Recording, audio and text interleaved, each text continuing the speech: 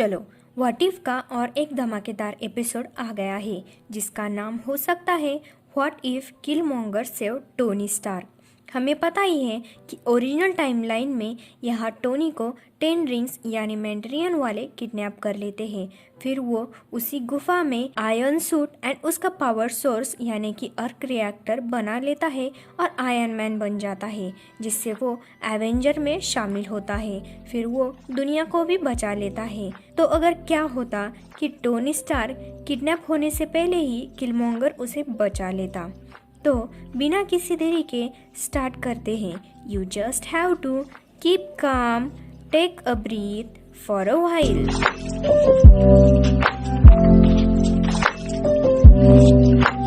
तो episode start होता है उसी सीन से जब टोनी स्टार्क अपने वेपन का प्रेजेंटेशन करके वापस आने लगता है। तो उस पे कॉन्वे पे मैंड्रियन वाले यानी 10 रिंग्स वाले हमला कर देते हैं। तो किलमॉन्गर टोनी को अफगानिस्तान में बचा लेता है।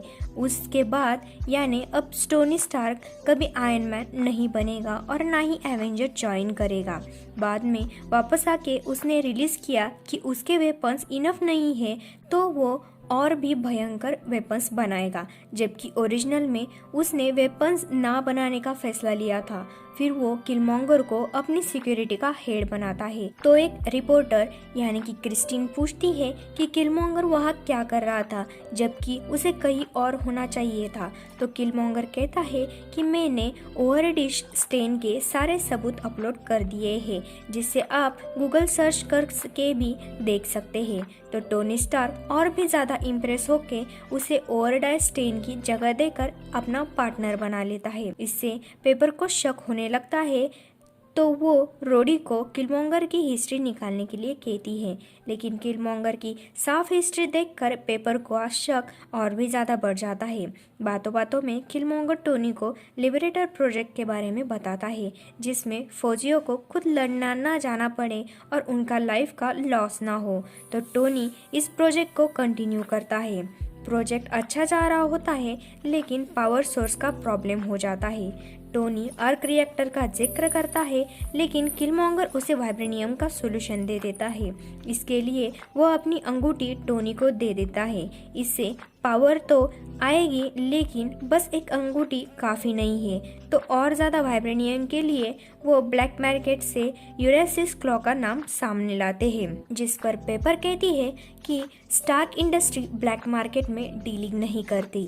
तो टोनी अनऑफिशियली डीलिंग के लिए रोडी को भेजता है, बट जैसे ही यूरेसिस क्लॉ वाइब्रेनियम का स्टॉक रोडी को दिखाता है, तभी वह ब्लैक पैंथर अटैक कर देता है। वो सबको ठिकाने लगाता है, तो यूरेसिस क्लॉ छिप जाता है। ब्लैक पैंथर रोडी से कहता है कि मेरी दुश्मनी तुमसे नहीं है, बस वाइब्रेनियम ले जाने दो।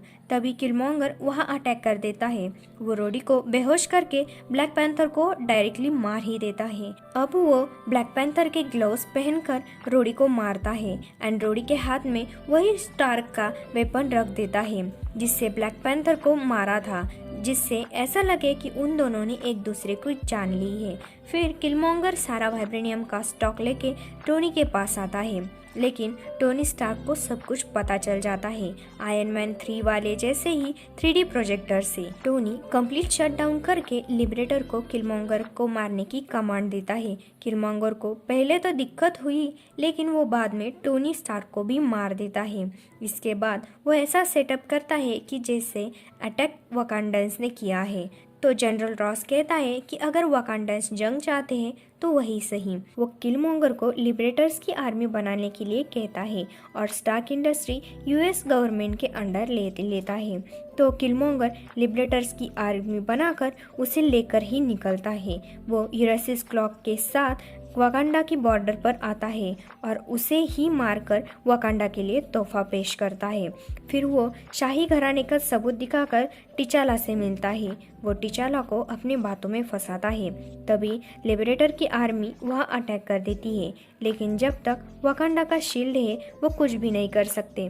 तो किलमॉन्गर उन्हें सबक सिखाने के लिए कहता है कि उन्हें अंदर आने दो। जब शील्ड बंद हो जाएगी तो वो अपने आप ही डिस्कनेक्ट हो जाएंगे।